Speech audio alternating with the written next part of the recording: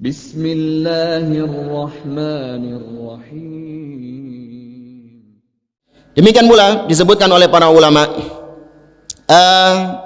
Nabi Ibrahim alaihissalam tadi kita sebutkan membangun pondasi Ka'bah karena dasar perintah Allah, bukan ngarang-ngarang sendiri. Itu pun Nabi Ibrahim masih berharap amal solehnya supaya diterima. Artinya tidak ada kepastian amal solehnya diterima atau kepastian amal solehnya ditolak, padahal yang dilaksanakan perintah Allah.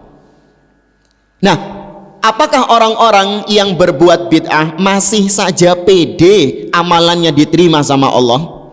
Lawung ini saja yang perintah Allah masih tanda tanya diterima atau tidak, apalagi yang bukan perintah Allah, kira-kira diterima enggak? Enggak bakalan diterima. Ya, apalagi Nabi mengatakan man amila amalan laisa alaihi amruna fahuwa rad. Barang siapa yang melaksanakan satu amal perbuatan yang tidak ada landasan perintahnya dari kami, maka tertolak. Ya, maka bagi para pelaku bid'ah, jangan mengharapkan amal soleh Anda diterima sama Allah, mustahil. Ya, mustahil diterima oleh Allah Azza wa Jalla, karena itu tidak pernah diperintahkan oleh Allah dan Rasul Sallallahu Alaihi Wasallam. Jadi kalau ada pelaku kebid'ahan, setelah melakukan kebid'ahan lalu dia mengatakan Rabbana taqabbal minna innaka antas samiul alim, ya Allah terimalah amal soleh kami, itu bukan amal soleh. Amal bid'ah bukan amal soleh, maka nggak pantas Anda merengek kepada Allah supaya amal Anda diterima oleh Allah Azza wa Jalla, mustahil. Ya, ini akidah kita. Ya, jangan Anda mengatakan, oh Ustadz bisa jadi bid'ahnya diterima sama Allah karena niatnya baik. Enggak. Ya, nggak akan.